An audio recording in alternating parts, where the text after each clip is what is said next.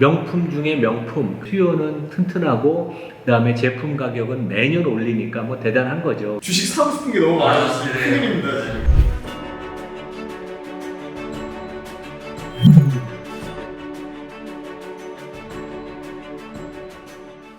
안녕하세요. 이나무의 좋은 주식 연구소의 이나무입니다. 훈훈입니다.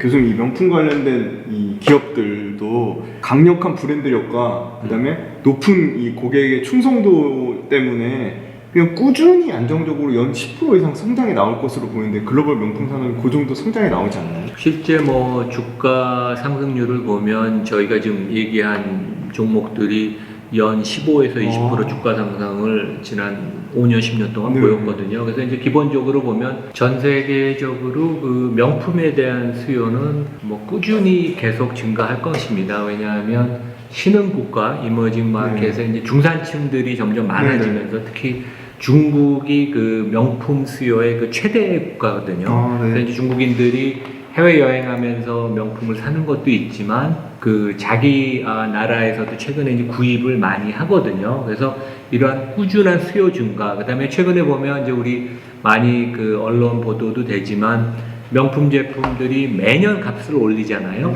맞습니다. 그 에르메스 넥타이건 아니면 뭐 구찌 가방이건 매년 값을 올리는데, 그럼에도 불구하고 사람들이 줄을 서서 입장권을 받아서 매장에 기다릴 정도로 수요는 튼튼하고 그다음에 제품 가격은 매년 올리니까 뭐 대단한 거죠. 그래서 이들 기업의 이익률, 그다음에 현금 흐름이 개선이 되고 그 결과 이제 주가가 레벨업이 됩니다. 최근에 보면 LVMH 같은데 주가가 빠져도 이제 퍼가 30배가 유지가 되는 게 그만큼 펀더멘털이 좋기 때문에 그런 건데, 이런 주가를 바탕으로 보면 그 LVMH 같은데 최근에 티파니 인수한 것처럼 딜, M&A를 더해서 외형적인 성장을 하고, 그것을 바탕으로 그 다음에 제품 디자인이 더 업그레이드가 돼서 브랜드가 강화가 되고, 이러한 그 선순환의 그 파워풀한 그 사이트라는 게 아주 대단하고, 이런 업종이 거의 없다고 저희가 볼 수 있습니다. 가장 사고 싶은 명품 주식 역시 LVMH인데요.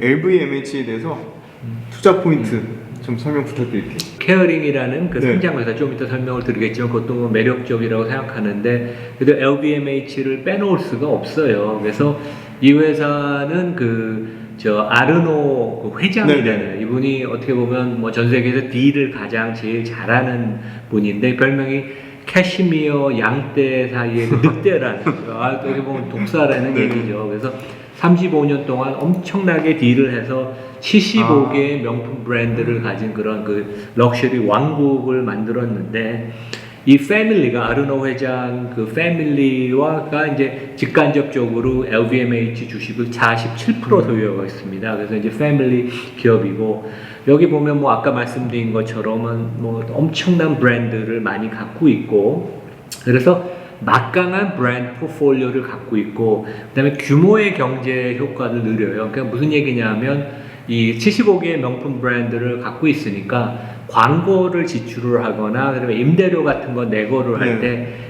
이 LVMH 전체 차원에서 내고를 하니까 규모의 경제 효과를 누리고 절대적으로 유리하다는 얘기죠. 그래서 그 LVMH 주가를 보면 과거 10년 동안은 연 15% 상승을 했고, 과거 5년 동안은 연 28% 엄청난 주가 상승을 보였습니다. 한 1% 배당 수익률을 보여주고, 그래서 이런 것은 이 회사의 어떻게 보면 자체적인 성장, 기존의 브랜드가 계속 수요가 증가하는 것도 있지만 M&A를 통해서 이제 더 기업 가치를 더 증가시키는 그런 그 파워풀한 그런 효과도 있었죠. LVMH 연 매출이나 이익이 어느 정도 되는지 혹시? 이 회사가 지금 뭐 시가총액이 한 450조 원쯤 되는데 퍼가 한 30배쯤 되니까 최근에 주가가 한 15% 빠졌습니다. 그러니까 중국 관련된 리스크, 왜냐하면 중국이 시진핑이 과도한 소비, 과도한 지출을 경계하는 식으로 최근에 이제 공동부유로 나가면서 명품 회사도 결국 조금 타격을 받을 것이 아닌가. 그래서 주가는 당분간 좀 출렁될 것 같습니다. 근데 450조 원의 시총에 퍼가 30배면 1년에 한 15조 원의 이제 순이익을 낸다고 저희가 이제 계산을 해볼 수 있죠. 그렇죠? 네. 다음 이 케어링이란 엄청난 브랜드를 많이 가지고 있는데요. 이 부분도 같이 좀 소개를 부탁드릴게요. 그러니까 케어링은 좀 우리가 이제 그 회사 이름은 좀 낯섭니다. 네. 근데 이제 여기가 보면 이제 명품 중에 명품, 가장 그 우리 저 수요가 많은 구찌 브랜드를 갖고 있습니다. 그래서 구찌에 대한 의존도가 좀 높고, 구찌가 중국인 사이에 좀 그 인기가 많아서 중국 위스크를 저희가 뭐 생각할 수도 있지만, 기본적으로 구찌, 그 다음에 뭐 보테가 베네타, 가죽 네. 제품을 엮어서 만드는 것들, 그 다음에 입센로랑, 발렌시아가, 그 다음에 알렉산더 맥퀸, 뭐 이런 것들 이제 한 15개 브랜드를 가진 그 여기도 이제 뭐 약간 미니 브랜드 제국인데, 프랑스와 피노아라는 명예 회장이 M&A를 통해서 이렇게 회사를 일궜어요. 그래서 이제 지금은 그 아들이 그 앙리 피노 회장이라는 아들이 이제 실제 경영을 하는데, 그동안 딜을 너무 많이 했기 때문에 추가적인 M&A를 하기보다는 내부 성장 잠재력을 극대화 하는 쪽으로 이제 방향을 틀었고, 그래서 여기도 보면 피노 회장과 그 아들 그 패밀리가 그룹 지주사인 아르테미스를 통해서 케이링 주식의 41%를 보유하고 있습니다. 그래서 구찌를 제가 좀 더 설명을 드리면, 20세기 초에 이태리의 그 가죽 전문점에서 여기가 시작을 했어요. 이태리 회사인데 이제 프랑스 피노 명예회장이 이제 딜을 하면서 대표적인 브랜드를 만든 거고, 그 그룹 전체 매출의 61%를 차지합니다. 그래서 그 LVMH보다는 작지만 아주 탄탄한 회사고, 지난 10년 동안 연 주가가 18%, 그 다음에 5년 동안은 30% 정도 상승을 해서 아주 뭐 LVMH에 못지않은 아주 튼튼한 회사라고 할 수 있습니다. 교수님, 에르메스도 좀 더 설명 부탁드릴게요. 그러니까 우리 명품 중에 명품이 에르메스하고 이제 샤넬이라고 그러죠. 그래서 이제 에르메스가 제일 유명한 게 여성들이 가장 그 원하는 브로킹백, 그 캘리백 뭐 가격이 1,000,000원을 훌쩍 넘고, 그 가격뿐 문제가 아니라 이것은 그냥 가서 그 매장에 가면 없습니다. 그래서 그 대기 리스트가 긴데 그 예약자도 잘 받지를 않아요. 그래서 이미 기존의 고객이거나 기존의 고객인 친구를 같이 가야지 이제 예약을 할 정도로, 예약을 해도 1년 이상 기다려야 된다는. 그래서 에르메스는 1837년에 마구용품, 가죽 제품 회사를 시작해서 이제 6대째 그 패밀리 비즈니스인데, 이 회사는 뭐 상장이 이제 그 파리에 돼 있지만 그 에르메스 가족 지분이 높습니다. 65%. 그리고 이제 아까 얘기했던 LVMH가 여기도 이제 그 노려서 지분을 20% 갖고 있어요. 그래서 이제 M&A를 좀 시도를 그때 한번 하다가 실패를 했는데, 그래서 유통 물량이 적고, 워낙 에르메스 주식을, 그러니까 어떻게 보면 축구 팬들이 맨체스터 유나이티드 주식을 런던에 상장돼 있지 않습니까? 좋아하듯이 그 열성 팬들이 많아서 이제 퍼가 되게 높죠. 그래서 이 회사는 명품 중에 명품만 팔기 때문에 영업이익률이 30%를 넘고, 지난 뭐 10년 동안 주가가 연 19%, 그 다음에 지난 5년 동안 연 23% 주가가 상승을 했습니다. 그래서 조금 주가는 부담받는 수준이긴 해서, 저는 개인적으로 LVMH나 케어링이 좀 더 그 리스크를 감안하면 조금 더 장기적으로 유망한 그 종목이 아닌가 생각을 합니다.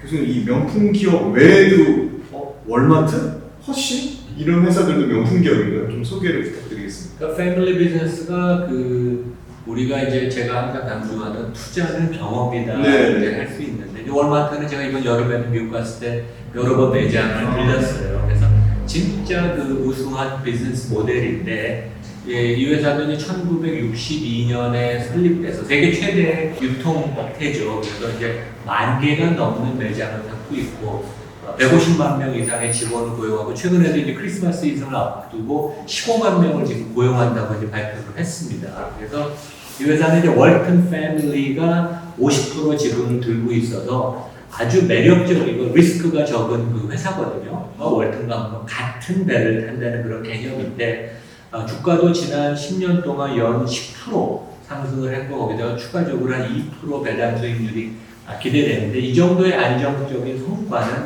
앞으로 5년, 10년 계속된다고 보고, 이 회사 비즈니스 모델이 가장 우수한 이유는 매출 회전율이 높고 아직은 낮습니다. 근데 회전율이 높고 그다음에 현금 창출 능력이 아주 뛰어납니다.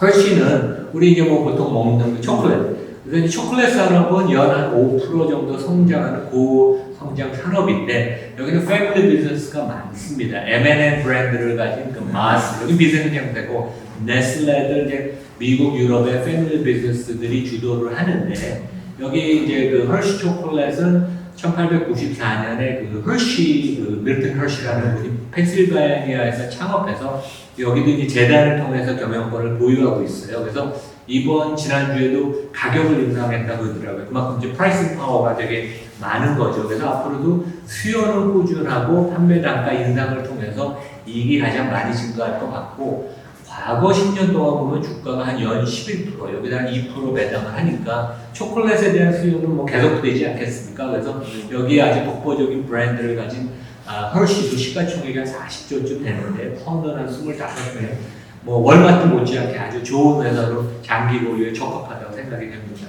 교수님, 이 패밀리 비즈니스 빨리 주문으로 가야 될 것 같습니다. 교수님 때문에 이제 주식 사고 싶은 게 너무 많아서 큰일입니다 지금. 해외에 참 좋은 회사들이 많습니다. 네. 저희 다음 시리즈물 R&D 기술 진입 장벽을 계속 늘리는 회사들, 그다음에 또 뭐죠? 브랜드 가치. 네, 브랜드 가치가 계속 증가하는 회사들도 많은 관심과 기대 부탁드리겠습니다. 오늘 수고 많으셨습니다. 네, 감사합니다. 감사합니다.